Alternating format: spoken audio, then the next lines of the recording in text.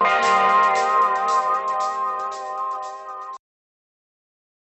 Joubert, bonjour. Bonjour. Vous appelez Denis? Denis Joubert, oui, je suis vétérinaire, j'ai 31 ans.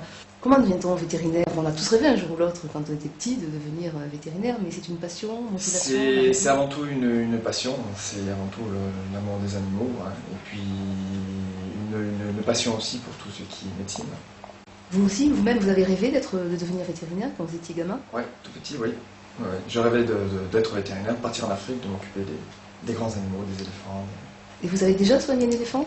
D'éléphants, non, chameaux, dromadaires, des animaux un petit peu exotiques, oui, oui. Parce qu'aujourd'hui, vous vous retrouvez à Perpignan, finalement. Finalement, on se retrouve à soigner les chiens et les chats, mais ça arrive de soigner des animaux un petit peu exotiques. Dernièrement, on s'est occupé d'un petit patas, qui est un petit singe, de folie dans l'exercice. Et on en vit bien? On vit correctement, on n'en devient pas riche. L'atout majeur de cette profession? Vivre sa passion. Vivre sa passion, être en contact des animaux constamment. Et le plus gros inconvénient? Les astreintes, le travail de nuit, être disponible à toute heure, n'importe quel jour, 7 jours sur 7, 24 heures sur 24. Et puis après, bon, les exigences des propriétaires qui deviennent de plus en plus importantes, qui ne comprennent pas forcément que l'on fait tout ce que l'on peut pour leur animal, et qui surtout se rendent pas compte que tout a un coût. Malheureusement, tout est une histoire d'argent. Donc, procès, comportement à l'américaine? Pour procès, pas encore, on y viendra je pense, mais ça va s'américaniser, oui.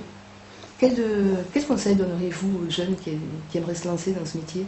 Mais avant tout, aimer les animaux, aimer le contact aussi avec les gens, et puis être passionné, travailler beaucoup à l'école.